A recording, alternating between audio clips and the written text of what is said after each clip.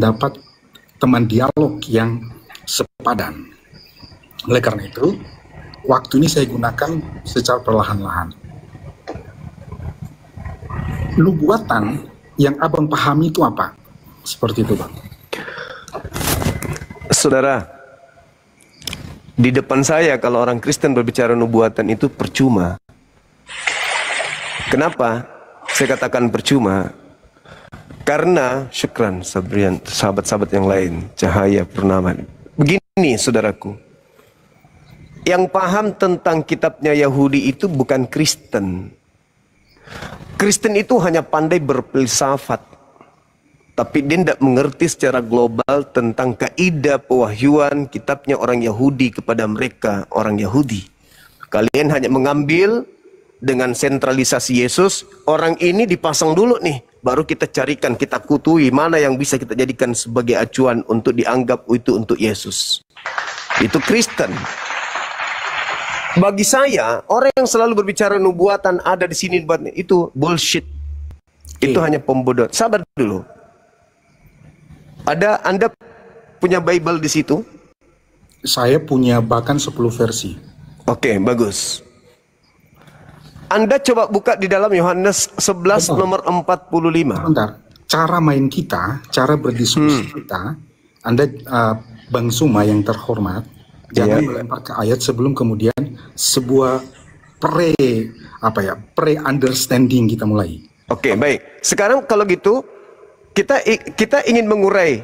Yang paham Bible itu, perjanjian lama itu, imam-imam kepala, mahkamah agama, orang Farisi atau saudara? Ya, saya kan tanya dulu abang. Tadi, ini harus dijawab dulu. Oke, saya jawab, habis itu abang jawab ya. Iya. Pertanyaan saya yang awal, abang jawab dengan pertanyaan lagi kan? Makanya saya berhentikan. Itu namanya retorika Plato yang melakukan hal itu. Menjawab pertanyaan dengan memberikan pertanyaan, itu retorika yang dibangun kemudian sering dilakukan oleh Yesus. Saya jawab pertanyaan abang jawab pertanyaan, memahami nggak tentang konsep nubuatan dalam perspektif Alkitab? Itu nanti abang jawab setelah saya jawab. Tadi pertanyaan abang gimana? Oke, silakan. Nggak, pertanyaan abang saya jawab dulu, baru abang jawab saya. Pertanyaan saya, coba Anda baca di dalam Yohanes 11. Yang lebih paham tentang kitab Tanak, Anda atau mahkamah agama, orang Farisi, ahli Taurat, dan imam kepala? Ya, saya jawab. Silakan. Ada seorang yang bernama Paulus. Dia adalah seorang Farisi, seorang ahli kitab, ya, yang kemudian menuliskan 13 kitab. Dialah yang kemudian memberikan kesaksian tentang pemahaman saya hari ini. Pertanyaan saya, Bang, yang lebih paham kitabnya Yahudi itu Anda atau mereka? Ya, yang abang maksudkan, mereka itu siapa, Bang? Mahkamah agama yang berhadapan langsung dengan Yesus, yang melihat mujizat Yesus, yang menyaksikan apa yang Yesus lakukan di tengah-tengah mereka. Saya catat, Bang, ya, saya catat ya. Ternyata yang abang maksudkan, orang yang memahami tentang kitab Tanak, kitab orang Yahudi, adalah orang yang hidup di zaman Yesus, kan? Betul? Saya bertanya, hebat mana Anda dengan mereka, orang-orang yang hidup di zaman Yesus, yang melihat langsung keadaan Yesus, yang menyaksikan langsung apa yang terjadi dengan Yesus, betul. Dan memiliki cakupan gerakan-gerakan di dalam politik keagamaan, politik kebangsaan mereka pada saat mereka di bawah tekanan penjajah Romawi. Betul. Artinya abang sedang berbicara zaman Yesus, betul? Yes. Kemudian betul. abang membandingkan zaman Yesus dengan saya. Berarti 2025 tahun gapnya, betul? Oke. Yes. Kalau abang bertanya, siapakah yang lebih memahami gitu kan? Tentu jawab saya pertama. Yang bisa memahami adalah penganut agama. Kalau kita refer kepada orang yang hidup pada zaman Yesus, adalah mereka yang menghidupi kitab itu. Bagus. Pada zaman Yesus. Oke. Tetapi pada zaman Yesus ya, mereka yang menghidupi kitab itu, yang membaca, ya. Saya ini ke Israel, Bang. Di sana mereka tekun membaca yang namanya kitab itu dan menghayati. Nah, sekarang Bang ya, mereka memahami dari kemudian apa yang namanya messianic covenant, janji tentang kedatangan messianic. Oke, itu. Bahkan sampai sekarang orang penganut Yahudi ya yang tidak percaya Yesus, tidak percaya bahwa Yesus itu adalah juru selamat. Tetapi kemudian ada seorang yang bernama Paulus, seorang Yahudi, menulis 13 kitab, memberikan kesaksian itu dalam kitab-kitabnya. Kemudian saya mendapatkan dan saya membacanya itu. Sudah terjawab. Bang, Paulus itu Bang, adalah orang yang mengaku kedatangan Mesias Kristus. Ya, betul. Setelah Yesus berpesan ke muridnya, waspadalah kepada penyesat yang datang kepadamu memakai namaku dan berkata, akulah Kristus. Yang saya tanya di sini, yang lebih paham tentang kitab yang Anda katakan nubuat, Anda atau ahli kitab? Itu loh pertanyaan saya. Ahli kitab yang Bang Zuma maksud adalah kitab pada waktu zaman Yesus kan? Yes, mereka jauh lebih valid karena mereka lebih dekat kepada Nabi Musa, apalagi dibandingkan bapak-bapak gereja hari ini. Bang, jauh Bang. Musa hidup tahun berapa? 1400 kurang lebih sebelum Masehi. Paling tidak sebelum Anda lahir, sebelum gereja-gereja lahir itu mereka sudah ahli kitab. Oke. Ya. Mereka sudah menjadi orang yang ahli Taurat. Mereka yang punya legalitas mengkaji Taurat, kitab Tanakh mereka secara firman di dalam kitab mereka memang untuk mereka, bukan untuk Kristen. Jadi yang lebih tahu tentang kitab mereka ya mereka, bukan Kristen. Sampai sini saya sepakat. Sekarang jawab pertanyaan saya udah cukup bisa memuaskan pertanyaan jawaban Abang. Bisa sedikit lah. Sekarang ya, silakan. Kan kita sepakat. Buka kameranya Abang. Sudah Bang, sudah saya buka nih. Belum nampak di sini, belum. Saya udah buka di sini yang kameranya udah kebuka Bang ini. Dari disimpan tadi. Bang, disimpan, enggak ada nampak. Pas. Nah, gitu. Nah, jadi saya mau gelap-gelap gini aja Bang ya, udah. Enggak masalah ya. Sekarang kita lanjut Bang. Ya, mungkin saya tidak bisa memuaskan untuk jawaban yang Abang inginkan yang kejar. Tapi mari kita kembali kepada pertanyaan saya, nanti kita akan kepada eksekutor salib pahlawan. Abang paham gak tentang nubuatan? Paham? Abang paham gak tentang Abraham Covenant, Adam Covenant, David Covenant? Paham nggak tentang istilah-istilah itu? Paham. Sampai di sini, kemudian kita akan melihat ketika janji Abraham itu diterima, kemudian janji itu diberikan, itu tidak terputus Bang. Kemudian ada istilah yang namanya pengharapan mesianik. Pengharapan orang Israel itu mengharapkan bahwa mereka akan datang seorang juru selamat yang akan membebaskan mereka ya, dari perbudakan dosa. Bahkan tafsir yang lain mengatakan mereka dibebaskan dari penjajahan politik bangsa mereka. Itu adalah janji mesianik, akan datang seorang juru selamat. Itu dipercaya, diimani oleh orang Ibrani, ya.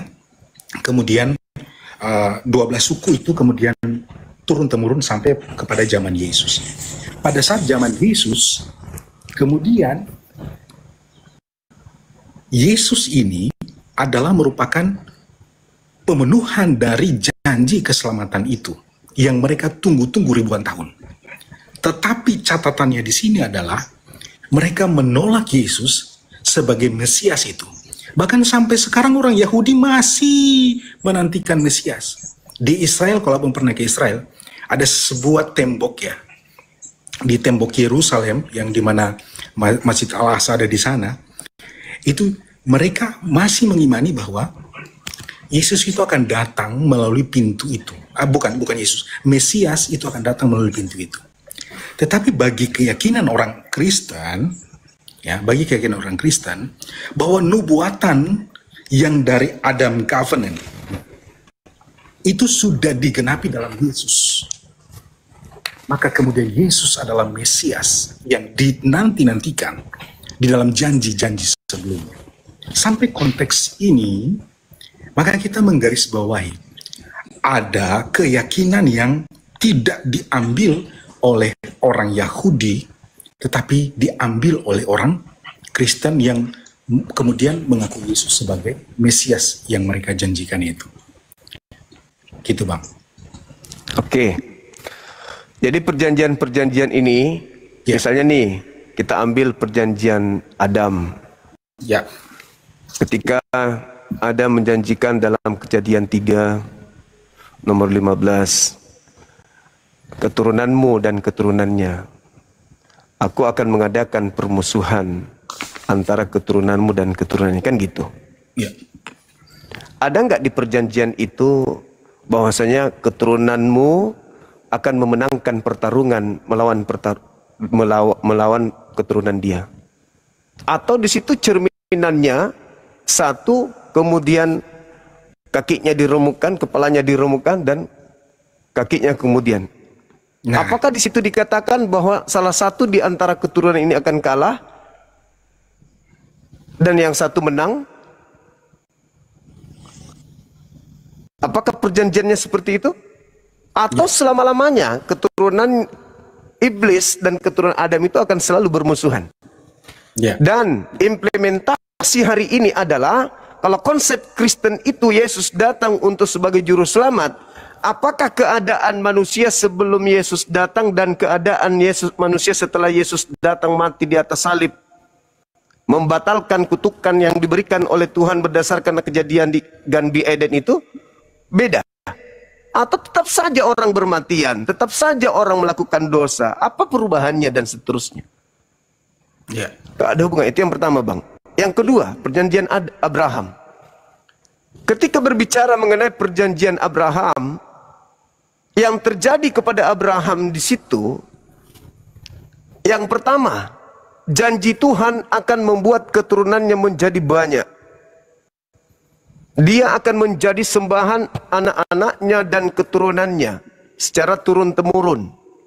Tidak ada janji Tuhan kepada Abraham bahwa keturunannya ini nanti akan menghapuskan dosa dunia. Yang ada adalah, siapa yang memberkati engkau akan aku berkati, siapa yang mengutuk engkau Abraham akan aku kutuk. Iya kan? Ya, ya. Nah, sekarang siapa yang mengutuk keturunan Abraham? Disalib. Dan siapa yang menghindarkan keturunan Abraham dari kutukan itu? Itu, jelas itu. Maka cakupan ini terlalu meluas. Makanya saya angkat tema. Karena Kristen ketika berkata bahwasanya Mesias datang kepada Bani Israel menolak. Oke. Ditolak sebagai apa? Ditolak sebagai inkarnasi Tuhan, atau ditolak sebagai manusia juru selamat layaknya Harun, layaknya Daud, layaknya Saul, layaknya Salomo, Hezekia, Musa. Itu dulu. Karena ketika mereka memiliki konsep Mesias, Mesias itu adalah pahlawan, dia adalah manusia pilihan Tuhan mereka yang datang untuk membebaskan mereka dari tekanan.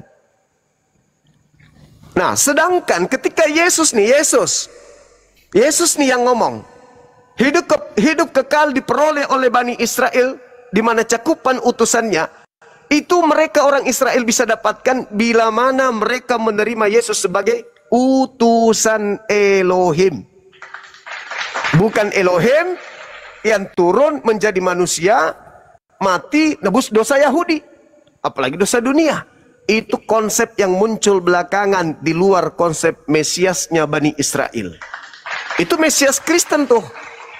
Tapi itu tidak diajarkan oleh Yesus. Mesiasnya Kristen, konsepnya Kristen, tidak diajarkan oleh Yesus. Yesus datang menekankan, Yohanes 17 nomor 3. Bani Israel boleh selamat memperoleh hidup kekal bila mana mengenal Tuhan satu-satunya yang mengutusnya dan mengenal dirinya sebagai utusan Tuhan. Selesai. Nah, maka muncul pernyataan lapis daripada tema ini. Bagi Kristen, orang yang menyalib Yesus itu pahlawan atau penjahat.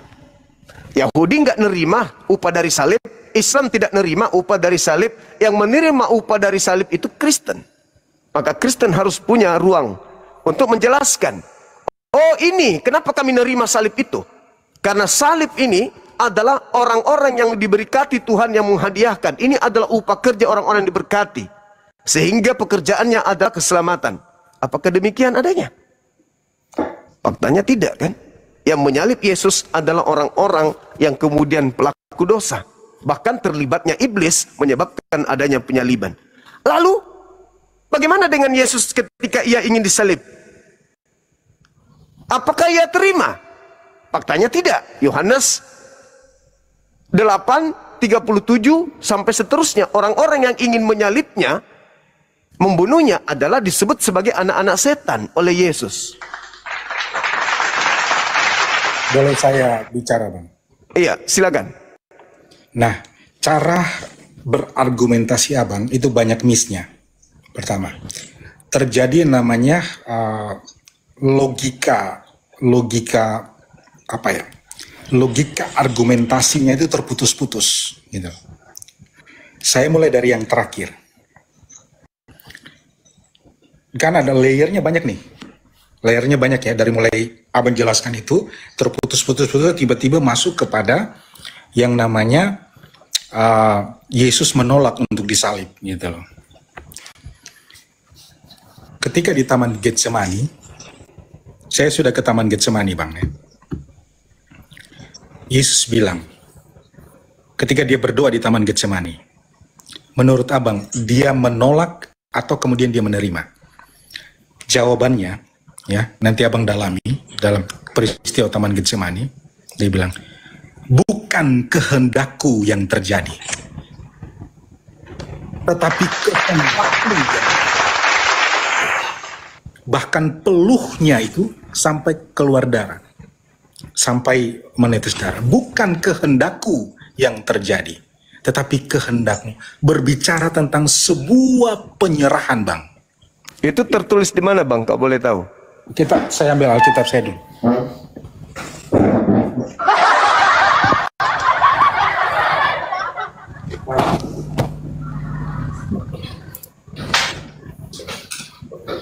Mau yang bahasa Inggris atau bahasa Indonesia, Bang? Bahasa Indonesia aja, Bang. Oke, Bang.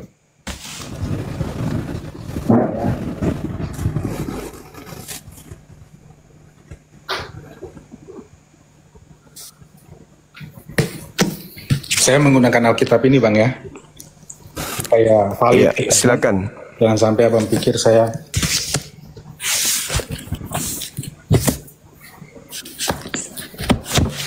ini layernya kan banyak ya. Jadi penjelasannya itu tidak bisa terputus satu-satu. Tapi saya saya ikut cara berdiskusi Abang yang lompat-lompat, ya. Tapi saya mencoba mengikuti ritme ini dengan pelan-pelan menunjukkannya.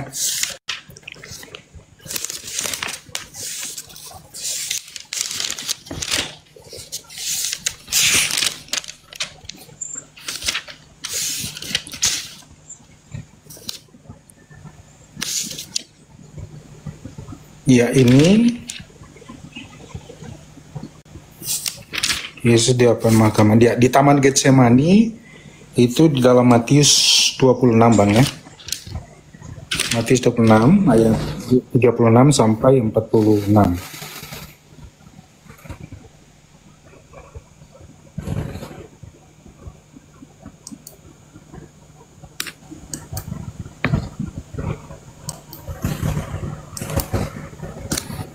Maka senternya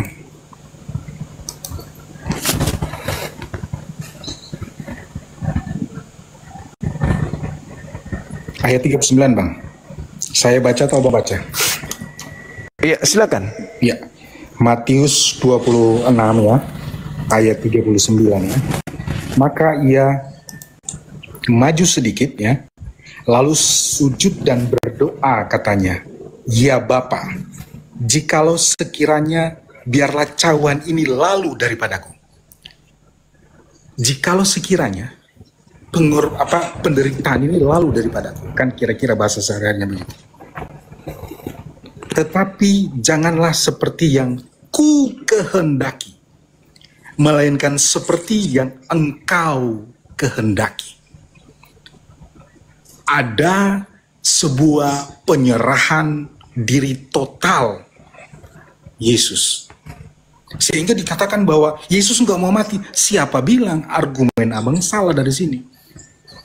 Pertama, kita mundur lagi ke pertanyaan abang ke berikutnya lagi.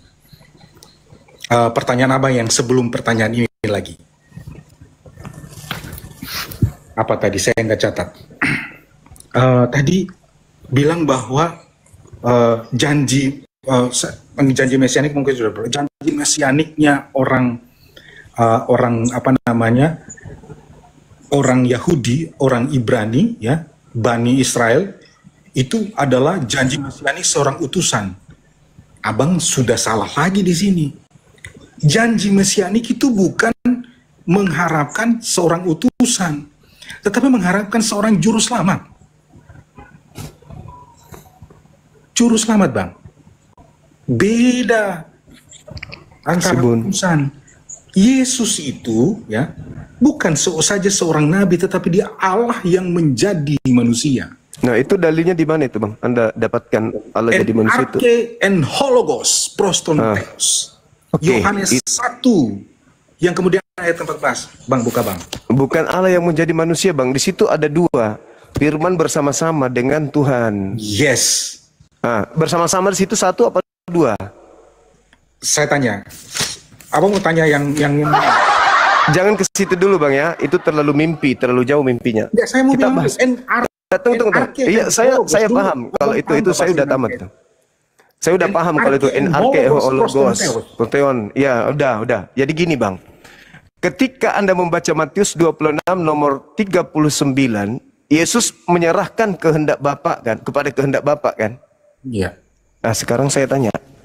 Bapak menginginkan keselamatan kepada Yesus atau menginginkan kematian kepada Yesus? Justru kita paham nubuatan kembali ke perjanjian lama. Di mana nubuatannya Bapak ingin membunuh orang benar demi menyelamatkan orang para pendosa? Jangankan itu, Bang. Ya, silakan. Bahasa itu. Jangan terlalu jauh. Itu dulu nubuatannya dulu.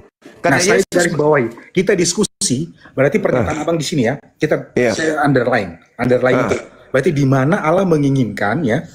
Di mana Allah menginginkan apa tadi? Orang benar mati demi untuk pelaku dosa. Demi untuk pelaku dosa ya? Iya. Ya. Di mana gitu kan istilahnya? Di mana tertulis itu? Apakah Allah itu seperti itu gitu loh? Iya. Anda kan yang menuduh nih bahwa Tuhan menginginkan pembunuhan terhadap orang benar demi menyelamatkan orang-orang pelaku dosa. Nah, itu tertulis di mana? Makanya. Karena yang harus berlaku, Bang, kehendak Bapak. Betul. Nah, sekarang di mana kehendak Bapaknya? Ingin menyelamatkan pelaku dosa dengan mengorbankan orang benar, itu di mana tertulis? Banyak, Bang. Oke, silakan satu aja dulu. Banyak. Satu aja. Banyak ya. Silakan. Silakan. Kelahiran Yesus. Ya. Saya cerita kelahiran Yesus, mungkin Abang lupa. Walaupun Bapaknya yang berkehendak, Bang, bukan Matius. Bukan Matius, bukan malaikat. Bapak. Ya, kan Yesus mengatakan, biarkanlah cawan ini berlalu daripadaku, tapi bukan atas kehendakmu, tapi atas kehendak. Kalau berbicara mengenai kehendak Bapak itu tertulis di perjanjian lama. Jangan bawa Matius. Loh. Halo? Allah itu berdaulat ya. Itu Anda yang membias kalau begitu. Anda yang loncat-loncat. Yesus mengatakan dalam Lukas 24 nomor 44, harus digenapi semua yang tertulis tentang aku di dalam kitab Taurat, kitab Nabi-Nabi, dan kitab Mazmur. Oke. Nah, tidak ada Matius, tidak ada kitab Paulus di situ. Oke. Berapa tadi Lukas berapa, Bang? Biar saya baca lagi. Lukas 24 nomor 44. Tadi Abang katanya sudah belajar Alkitab 17 tahun, saya angkat topi. 18 tahun Abangku. 18 tahun saya angkat topi juga untuk Abang baca Alkitab. Sayangnya Abang lompat-lompat, mungkin lupa, saya maklumi. Karena Kalau saya tidak 18 tahun lompat-lompat, yang lalu. berarti saya harus baca kitab Kejadian sampai Wahyu. Dua kitab agama ini harus kubaca berarti. Yes, pemahaman secara menyeluruh, Bang. Kalau Ini sudah menyeluruh, makanya ketika Anda sudah angkat 1000 orang yang ada di narasi, situ, Bang. ketika saudara saya ini angkat narasi, saya langsung tembak dalilnya di sini. Anda baru mencari, kan gitu, Nah, Abang. cara diskusi Anda menggunakan dalil-dalil tanpa pengetahuan, tanpa Siapa bilang? pengetahuan konsep itu salah, Bang. Sekarang benar nggak kalau saya berkata bahwa Yesus sendiri yang mengatakan harus digenapi tentang Dia yang tertulis dalam kitab Taurat? Benar nggak? Betul. Nah itu berarti nggak salah aku kan? Betul. Sekarang Anda carikan saya di Tauratnya Nabi Musa yang Anda imani, Tuhan menginginkan menyelamatkan para pelaku dosa dengan mengorbankan orang benar, itu tertulis di mana? Kita selesaikan satu-satu dulu, Bang, ya. Ya itu aja dulu satu. Oke, di mana ya? Saya cari, Iya, Bang, ya. silakan. Para nubuatan tentang kedatangan Yesus, kan? Bukan, nubuat Tuhannya kan kehendak Bapaknya membunuh orang benar Ya. demi untuk menyelamatkan pelaku dosa, itu di mana tertulis? Di kitab Taurat. Abang menambah subjek pelaku dosa, ya? Lah, Yesus mati untuk menebus siapa? Pelaku dosa Iya, atau? iya, iya. Nah, Saya gitu hanya dong. saya hanya mengkonfirmasi pengetahuan. Iya, silakan. Silakan, saudara, silakan. Jangan emosi, Bang, ya. Enggak, Saya mengkonfirmasi. enggak, sama sekali enggak emosi. Saya suka orang Saya yang senang dengan cara diskusi mencintai seperti ilmu. Saya suka. Yang tenang, kita diskusi saling memberikan ini. Iya, Di silakan. mana sebentar, saya buka referensi. Saya juga kadang lupa, kan. Nah, kita punya referensi. Silakan. The secondary source yang kemudian kita lihat. Iya.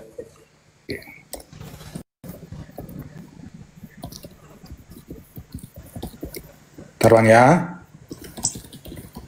Malam-malam gini asik nih. Jangan lupa ngopi dulu, Bang, ya. Iya, makasih. Kita Abang, nggak makasih. usah tegang-tegang.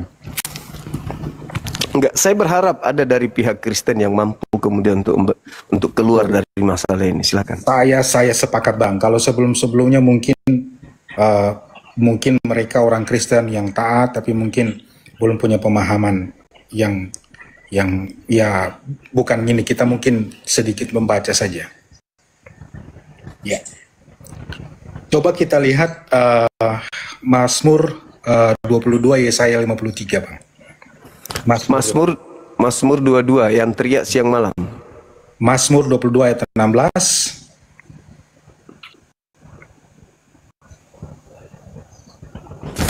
Terus?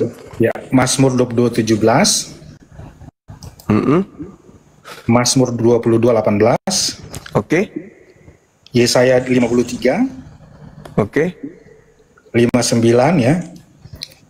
Oke. Yesaya 53. Saya cari yang perjanjian lama semua, Bang. Silakan. Kalau di Mazmurnya yang 22 itu udah gugur itu, Bang. Iya, gimana, Bang? Di data nomor 16-nya kan? Mazmur 22 ayatnya yang ke? Abang yang tadi bawa data. Oh ya, sorry. Mazmur 22 kita lihat. Ayat 16. Kita lihat satu-satu, Bang, ya. Silakan. Saya itu sebenarnya mau tidur, cuman lihat Abang yang bersemangat, saya bersemangat, Bang. Mazmur 22 ayat 16, Bang, ya. Iya.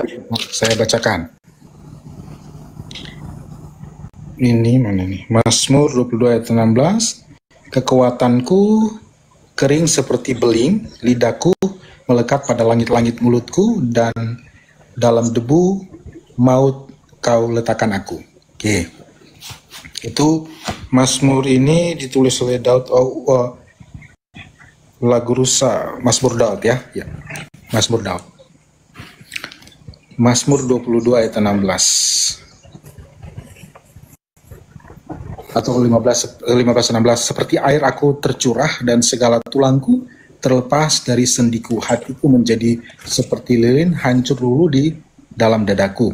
Kekuatanku kering seperti beling, lidahku melekat pada langit-langit mulutku, dan darah debu maut kau letakkan aku. Ya. Pertama, ayat ini sedang menceritakan sebuah suasana atau kondisi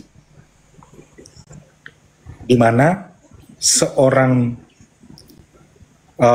juru selamat, atau kita bilang Yesus atau Allah yang menjadi manusia itu kemudian mengorbankan dirinya, menggambarkan sebuah suasana penderitaan.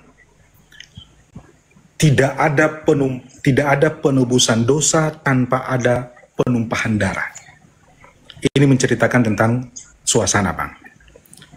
Jadi bagaimana kemudian kesakitan, kemudian penderitaan itu harus diambil oleh Yesus untuk menebus setiap dosa manusia.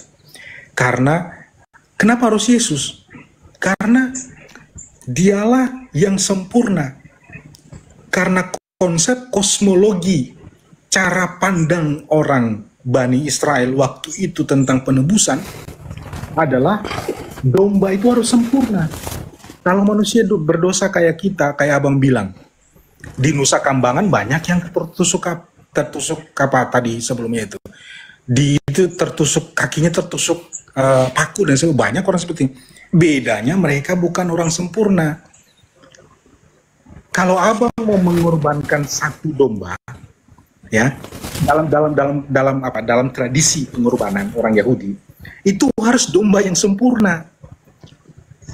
Makanya Yesus itu adalah yang sempurna, tidak ada yang bercacat. Kalau orang Nusa Kambangan banyak yang tertusuk paku, bukan penebusan dosa, itu karena ketusuk paku, Bang. Boleh saya tanggapi ya, Bangku? Oke, silakan abang. Ya. Jadi gini, ketika muncul pertanyaan terkait dengan doa Yesus, baik itu yang ada di Matius 26 nomor 39 atau yang ada di dalam Lukas 22, ya kita harus paham dong bahwa Yesusnya menyerahkan semuanya kepada Bapa. Sehingga saya bertanya, mana kehendak Bapa membunuh orang benar, menyerahkan orang benar demi menyelamatkan para pelaku dosa. Nah, saudara saya ini mencoba mengambil Mazmur berapa tadi? Mazmur 22 ayat 16. Nah, data nomor 1, nomor 2 itu sudah nggak cocok dengan Yesus. Data 19, data 20, data 21 itu mempermalukan saudara. Kenapa? Karena di data 21 itu ternyata doanya orang tersebut dikabulkan oleh Tuhan. Dia berdoa untuk diselamatkan dan Tuhan mendengarkan doanya. Sehingga tidak salah Ibrani 5 nomor 7.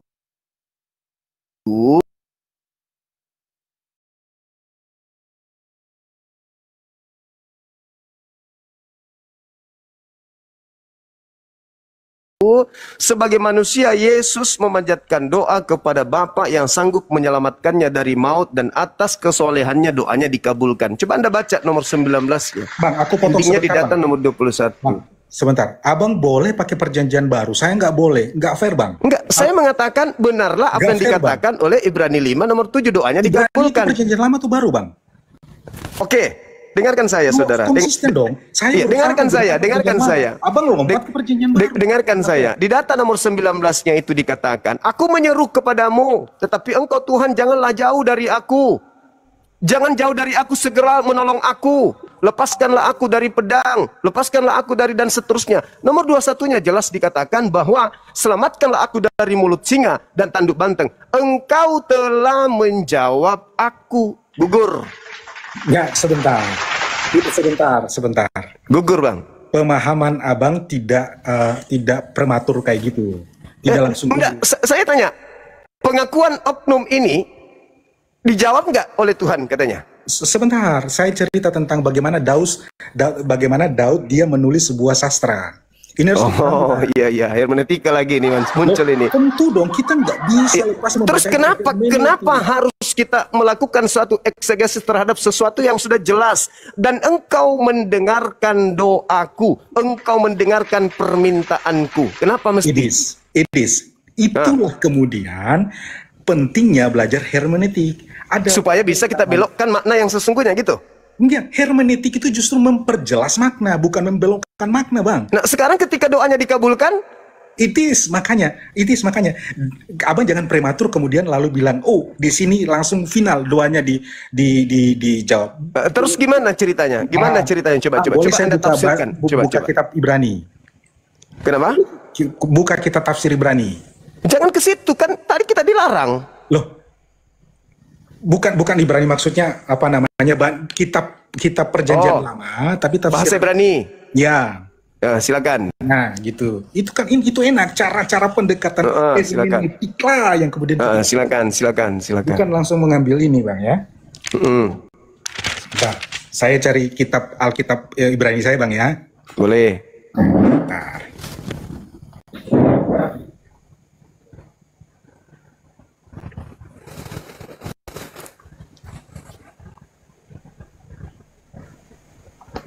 Kita buka di laptop aja, Bang. Iya. Oke, mantap kita ini kan.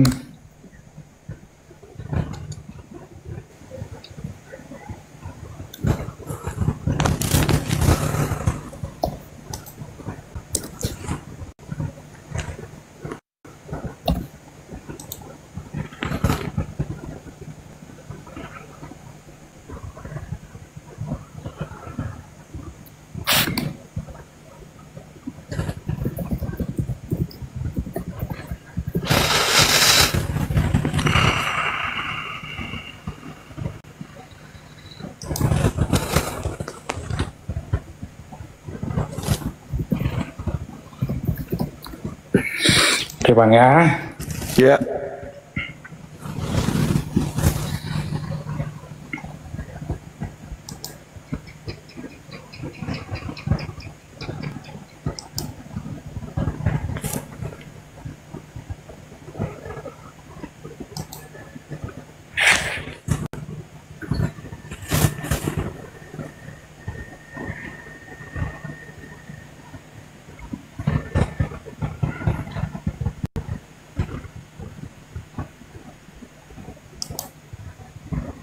Ayat tadi berapa? 21. 22. 22. Iya, kalau di Ibraninya mungkin.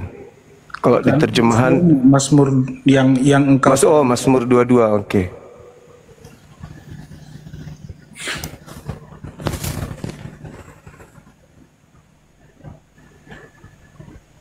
Bentar, Bang, ya.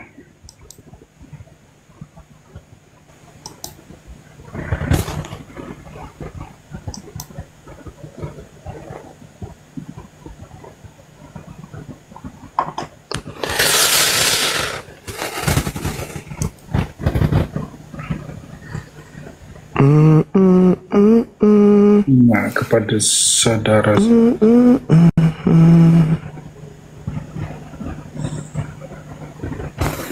Ayo, Bang, silakan, Bang. Ya.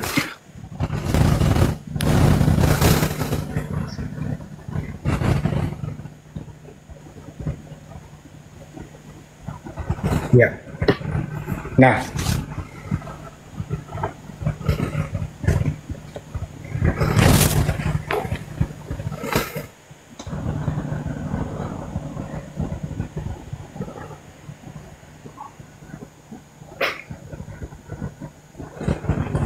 selamatkanlah aku dari mulut singa dan dari tangan banteng. Engkau telah menjawab aku, kan?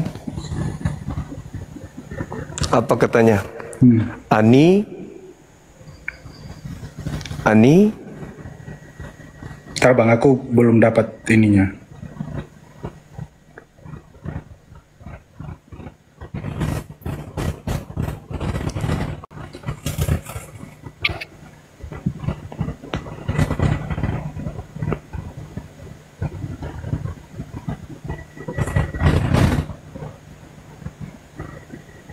Kan dia teriak tuh, Hawasi ini, selamatkanlah aku. Di penghujung kalimatnya ini.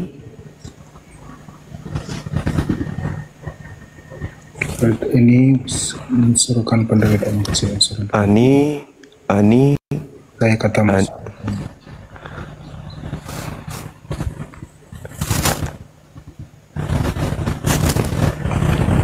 Minum kopi dulu, Bang, sambil minum kopi, Bang. Iya, Bang, saya tadi udah minum kopi.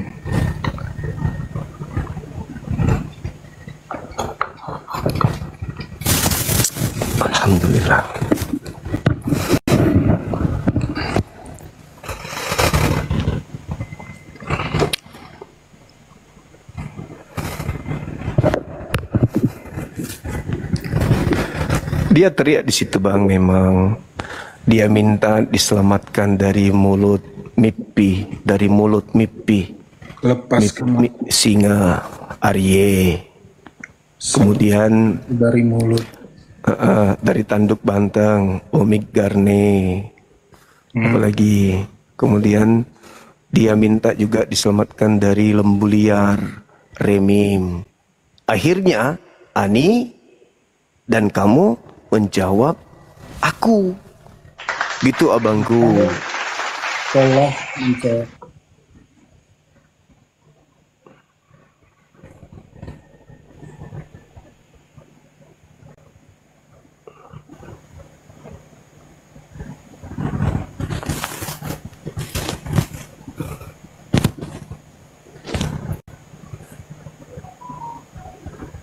Ani Gibran halal enggak terbang ya.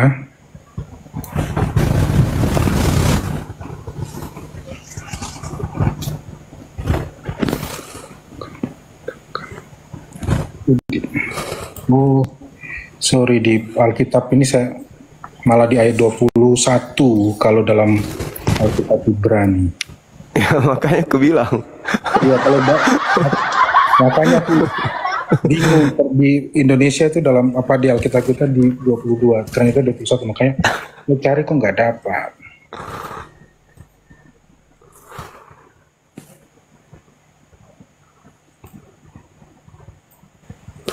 Teman-teman di YouTube terima kasih banyak dukungannya, Masya Allah. Ya Anita nih ya. Ya. Hoseni ya. Ya kan? Mimpi Arye Ya, Umi Karnei, Tani, ya. Anita nih, dan kamu mendengarkan aku. Kamu telah mendengarkan, kamu telah menjawab aku. Yes. Telah bang, telah menjawab. Jadi sulit. Justru ini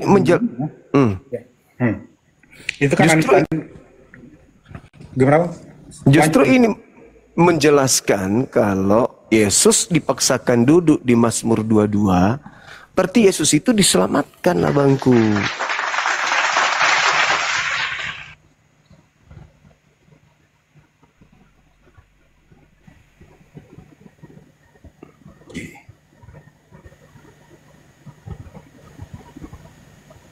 Oke, Anita nih. Oke. Ya, mari Bang, kita melakukan pendekatan hermeneutik Anitaninya. Ya, silakan. Nah, jadi pemazmur, ya kan? Pemazmur sedang menceritakan sebuah kondisi bagaimana Yesus itu menderita, ya kan? Sampai sini Abang sepakat ya? Iya. Oke. Makanya kemudian ada bahasa kiasan yang diangkat, yaitu tentang mulut singa berbicara tentang sesuatu yang berbahaya. Kemudian di sana ada tanduk banteng yang melambangkan tentang kejahatan, ya kan? Dan berbagai macam hal yang di atas. Lalu dikatakan engkau telah menjawab aku. Nah, lalu kata Anitani ini kan kemudian dirujuk itu kan ke ke beberapa teks Yuma Soretnya, ya kan? Nah, kita refer ke teks Yuma Soretnya, Bang ya. Sampai sini Bang bisa sepakat nggak Bang? Ya silakan Anda berselancar kemana aja pergi. Ya. Sampai di sini kan. Iya. Mazmur, bentar Bang. Ini kita recall kembali kan.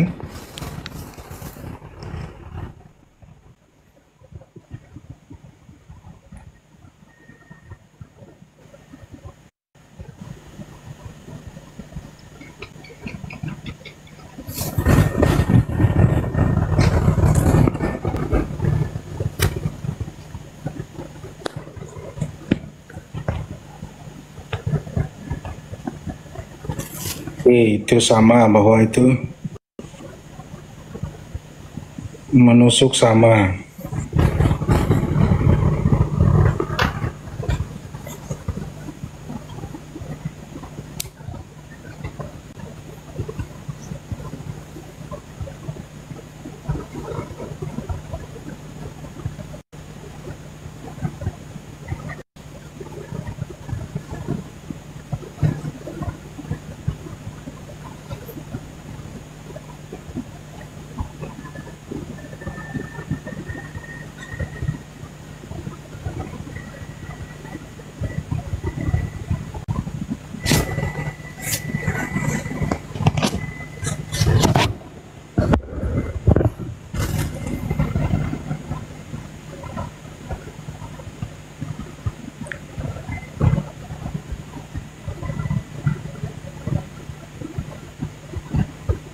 13, 21, 22. Oke.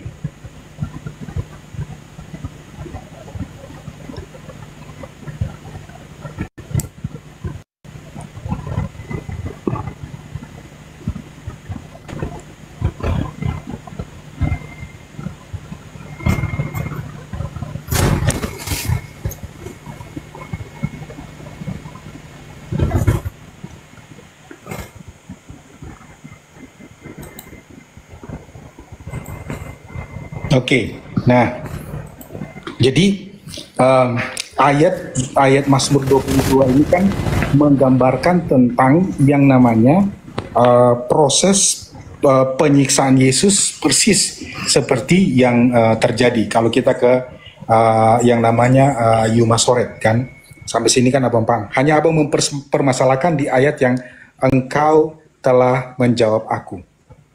Nah, penjelasan mengenai singa itu merupakan teks yang kemudian diambil untuk bisa dilihat dalam pemahaman orang Ibrani itu seperti dia dipaku seperti itu kan. Nah, kemudian sampai pada engkau telah menyelamatkan aku. 22:16a, tusuk tangan, kemudian namun demikian.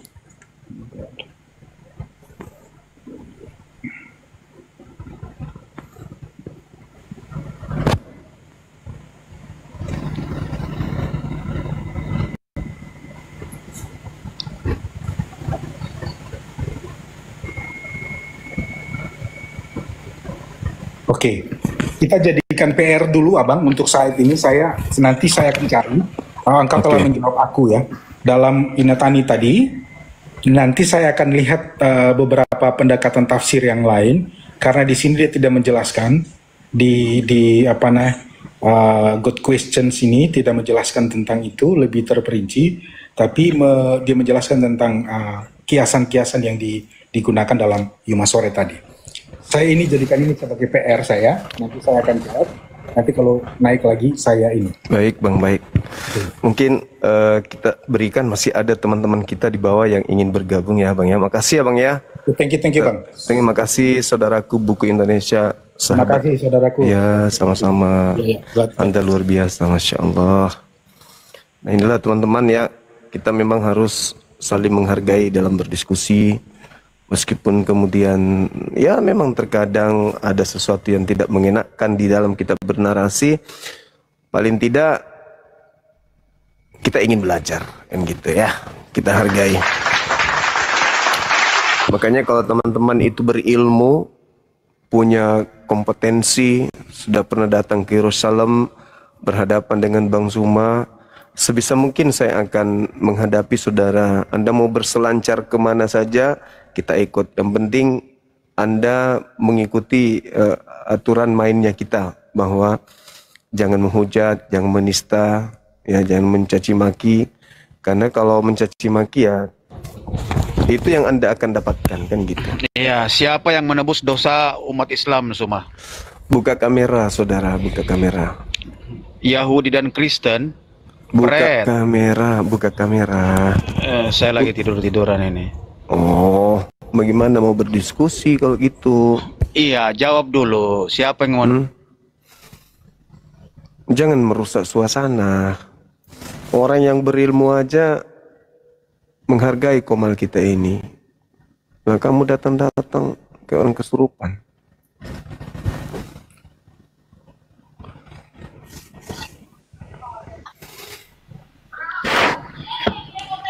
Halo. Halo Bang, Steki Antolis. Bisa buka kamera, saudara?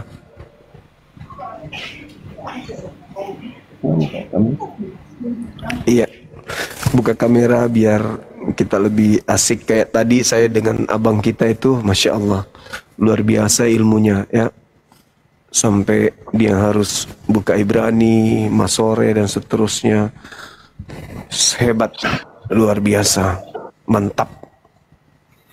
Pokoknya teman kita itu luar biasa ilmunya, dan beliau ya saya loncat-loncat menurut beliau gitu. Ayo buka kameranya Bang.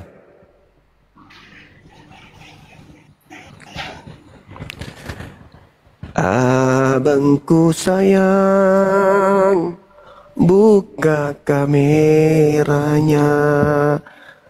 Biar kenapa tidak mau tak buka? Tak kunci.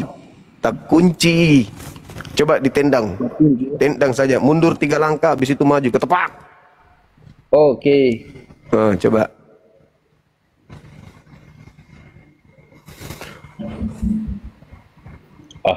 Sonda mau tahu kah?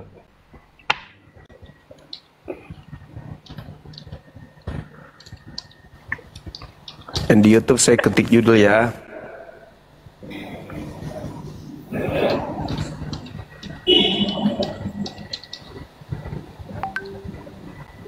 Bang, Yes. apa kabar?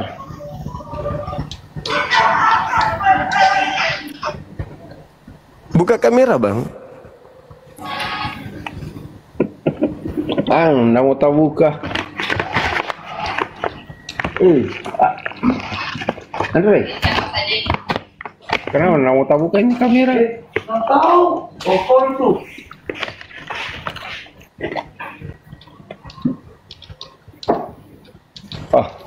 Rugi kita. Lempar Jo.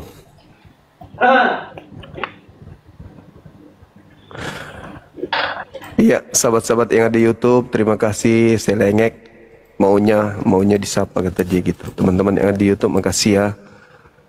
Rumah Medan yang ada di YouTube, makasih, Masya Allah. Anda luar biasa. Saya lengkek. Bang. Ya, Nggak ada bisa bahas agama lain kah? lah ini 2 arah ini, Bang. Bahas ke agama Hindu, Buddha, adakah? Boleh? Kalau Hindu itu kan enggak ini, Bang. Hindu bukan agama syiar, bukan agama yang diajarkan untuk dianut orang lain.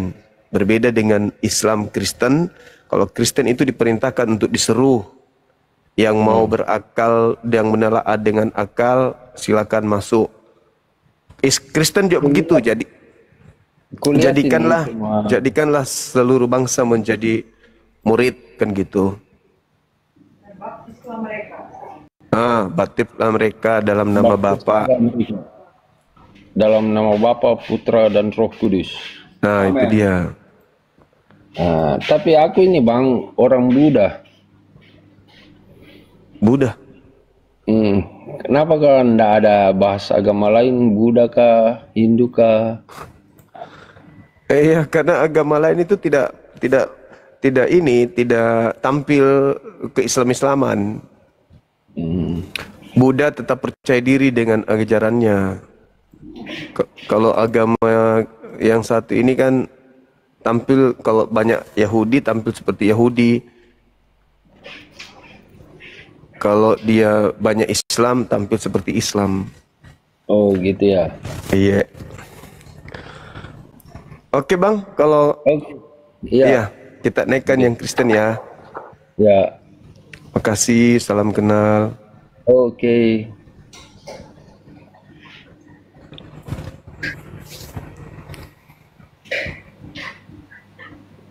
Belum tak turun ini Bang. Turun Bang, lewat tangga lah. Masa mau lewat jendela bangku ini? Abang lah yang turunkan. Oh iya, sorry.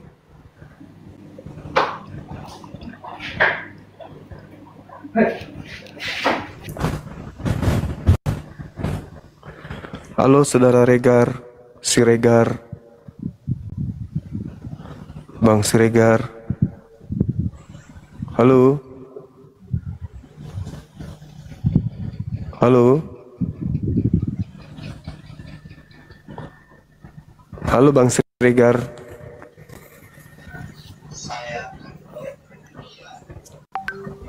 Sombong kali abang ini, dipanggil-panggil diam-diam aja.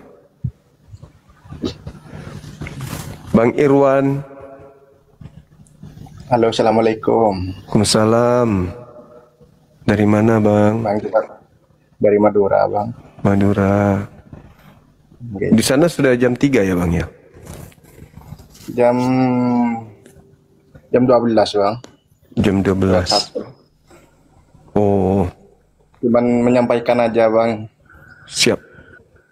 Cuma semangat terus ya. Apa yang nggak semangat kalau lemas sekali abang? Gimana mau suruh kita semangat? Nah, kita udah semangat 45. Abang semangat ya bang. Apa pula mau kasih semangat? Harus lebih semangat lagi abangku. Halo saudara Bomel, apa kabar? Adakah onde-onde? Sekarang ini aku lagi pingin makan ubi singkong yang diparut lalu dibulatkan, di dalamnya itu ada kelapa parut dengan gula merah. Pingin kali makan itu. Kenapa pingin makan itu? Karena kalau ada yang patwai bisa dilempar ke depak.